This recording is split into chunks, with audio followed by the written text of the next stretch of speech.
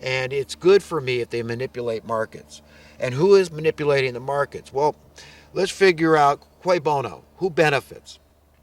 Well, I guess all the contractors, developers, builders out there, they would all benefit, right? All the real estate agents, all the real estate companies, the realtors, association of realtors, they are going to all benefit because they're going to get higher uh, commissions. All the lenders benefit because, of course, the more money they rent out, which is what a mortgage is, then the more commission they make, the more returns they receive. And now we got the government in there that says, wait, the higher the property values go, that means we get a bigger slice of the pie. That's more money for our coffers. And who is the government? The government is Democrats and Republicans, okay? It is the politics, the politicians therein. These are all people working within the system, and they get paid through tax dollars. So you understand the motivation, the incentive, and cui bono, why they would do this. But they're not thinking ahead. They're thinking very selfishly and very narrow-mindedly and short-sightedly. And they're just thinking about now. They're not thinking about future generations and how hard it's going to be someday for their grandkids or their great-grandkids to pay the bills. They can't worry about that. And then we see what's happening with minimum wage and all this discussion. I watch InfoWars a lot, and I saw Leanne McAdoo. She's still harping on how bad it would be for minimum wage go to 15, as if Bernie Sanders even has that power if he was elected even. He's not even going to be elected. But this is a big issue that she's gotten on board with, and it sounds so neocon to me. And I find it abhorrent. And I find a need to right away to correct people and point out, she's worried about robots are going to take your minimum wage job flipping burgers because it's such a menial job. It's such a useless, valueless job. But jobs that are useless and valueless don't exist. Nobody will pay you at all for that. Should we worry about the machines taking our jobs? What if people have been worried about the all the farm implements that were being invented back in the day, taking the jobs of countless farm workers out there? One combine, one tractor, one harvester, taking it costs thousands of jobs, okay? Did we complain? Did we say, well, that's a bad thing? What we need is we need to keep the oxen and the plowmen out there and do this all by hand. I mean, those are jobs and we need to keep those jobs. It's such a stupid argument, to worry about this stuff. No. Again, what we need is sound currency. There wouldn't be any need for a COLA. Again, what is a COLA? Cost of living adjustment. You need a cost of living adjustment because what? Your cost of living went up. Why did your cost of living go up? That is the question. Who is causing the cost of your living to go up? Who are the market manipulators?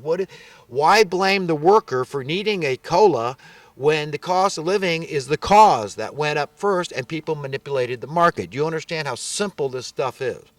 It's so very simple. And I don't want to stand here and start getting arrogant and like I'm smarter than everybody else. But folks, I feel so few people understand the simplicity of this issue that we're not seeing the forest for the trees. But it's a stupid argument to blame the worker for inflation when the inflation came first, which debased your currency. So you're chasing numbers. It's this chain reaction thing that's going on here. Here in California, we just passed a threshold of poverty recently because until about 10 years ago, a little more than that now, the majority of California residents were homeowners. Guess what? Today they are not. So there's direct evidence to suggest what I'm saying is very true. So what do we do? What do we focus on here? How do we turn this thing around? The wealth disparity, the growing poverty, the loss of the middle class. California is setting a trend for the rest of the nation. And I haven't once gone along with this thing. I've never once said it was okay. So as being a California native, I can stand here with a clear conscience and tell you, don't blame me because I've been bitching and moaning and complaining about this as far back as I can remember, okay? I am opposed to the debasement of your currency, my currency, our currency, to the deflation of our currency.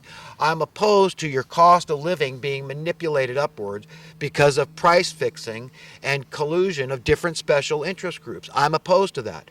So instead of blaming the effect, which is the worker needing a cola just to keep his head above water, just to maintain some semblance of civility, a standard of living, that, bare bones of a standard of living, he needs that cola. And if you don't give him a cola, then what you're saying is that you are okay with him getting a pay decrease, because mathematically speaking, there is absolutely no difference than if he had gotten a pay decrease or no cola, no cost of living adjustment, although his cost of living is rising. Somebody, I beg you, correct me if I'm wrong.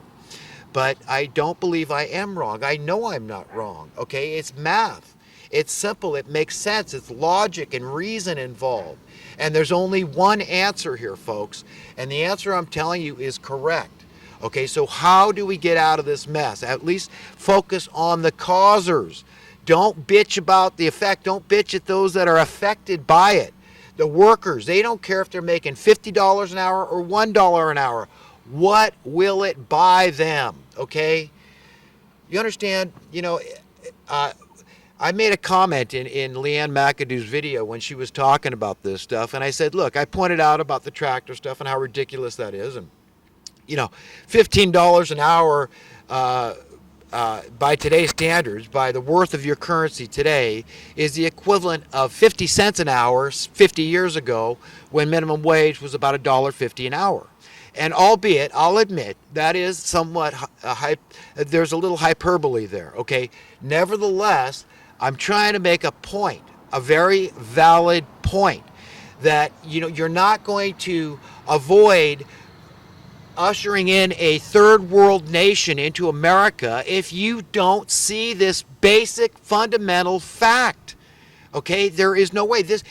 When labor needs a cost of living adjustment, if Social Security recipients need a cost of living adjustment, just so that they don't fall behind in terms of the numbers. As they debase your currency, it's worth less and less. You're chasing numbers. You need higher numbers just to stay even, okay? Use that as an opportunity to blame those that are debasing the currency. Blame these people involved in the special interest groups. Blame the real estate companies. Blame the landlords. They're another huge special interest group that's involved. All these investors and property management groups. Blame the lenders. Blame the government. Blame the builders. Blame anybody who it's proper. Say it's your fault. You've driven up the cost of housing when really it should have gone down. My currency relative to housing should have gone up.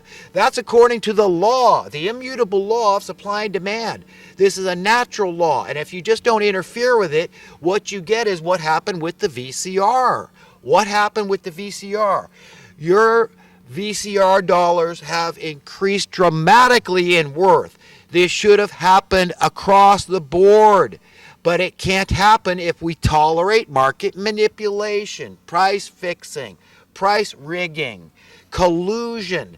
If we allow these special interest groups to run our economic lives and to decide our economic destiny, how are we going to have the kind of country we want? Are you going to say it's okay that some people are financially free but others should be enslaved forever? We've always got to maintain this element. We've got to always let people fall through the social welfare cracks. We'll take care of these people, but we don't have enough taxes. And you say, well, the answer is raise your taxes. We need more numbers. You want to house the homeless? Well, more money, more. Instead of talking about what's happened to the worth of your currency, how this whole thing is unfolded. This is social Darwinian economic principles I'm talking about here. This is what's happened to America. And it's happening around the world because of greedy investors, greedy people that just don't care about humanity. All they care about is their bottom line. As long as they're doing okay, then they don't give a crap about you and your kids. And I'm not okay with those kind of people running my life. But to this day, they still are. These are a gaggle of satanic thugs. As far as I'm concerned, whether they know it or not, they are just a gaggle of merciless thugs. That's who's running humanity's policy. Okay, and what's going to change it? You tell me what's going to change it, because I'm a positivist. At the end of the day, I believe good will prevail. I believe it's a science, and here's the science behind good prevailing. Information, accurate information, knowledge and wisdom, accurate learning is increasing, and there's not a damn thing that can be done to stop that. The truth, in other words, this is enlightenment. It's coming out. And everybody slowly is figuring it out, because I don't get too many people that want to refute the things I'm saying and want to debate me, because they know it smacks of truth. It smacks them in the face, and they say, well, he's absolutely right. Well, so what? I don't care about being right. I care about progress. I care about stopping this thing and turning it around. We need to turn around the wealth disparity. We need to turn around the impoverishment. We need to turn around the loss of the middle class. We need to turn around the crime. We need to solve problems. So much of the crime is being committed because of financial desperation. Whole industries grow up around the problem, revolving around the problem.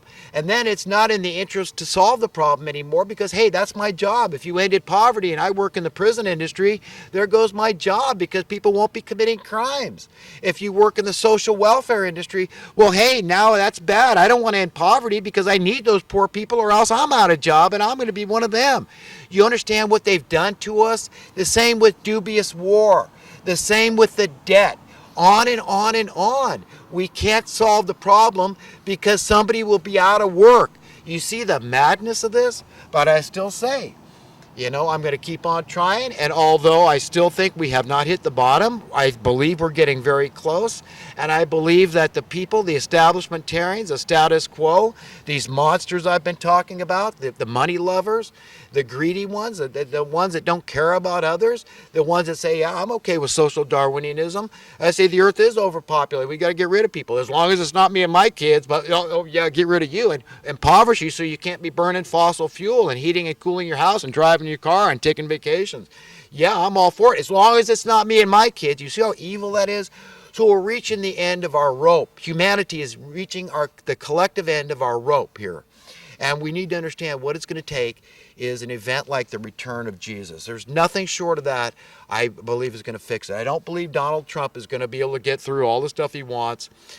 He's very brave. I admire this multi-billionaire that has repented. He admits he's been greedy his whole life, but now he's laying it all on the line for the American people, and I admire that. I do, because he knows darn well that there's a lot of people that would like him dead, okay? So, and the Republican establishment hates him. I see black people that like him. I see Hispanic people that like him. I see Louis Farrakhan that likes him. I see a lot of other people too. And who's the latest? Let's see on my notes here. Who else here? Ben Carson. Ben Carson just endorsed him, a black man, of course. So understand that there is a whole lot of people of all race, creeds, and colors that support Trump. In fact, my friend Mawawi from Palestine, where at the tobacco store I go to, he likes Trump. So we're talking Muslims that with as what people call incendiary statements as Trump has made about Muslims.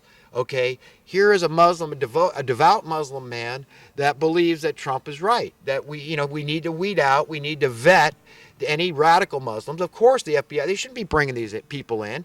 This immigration issue, what should this all be about? Look, personally, I don't think that, I don't care if the entire earth wants to emigrate to America. I'm fine with that, okay? If everybody wants to live in America, that's fine. We got plenty of land here for everybody in the whole world, all 7.5 billion people to live here. But let's do it in an orderly fashion. First come, first serve. And we don't let anybody in until we end homelessness. No more people dying on the street. The next time I see somebody dying out on the street, I want to make damn sure that's of their own free will and accord.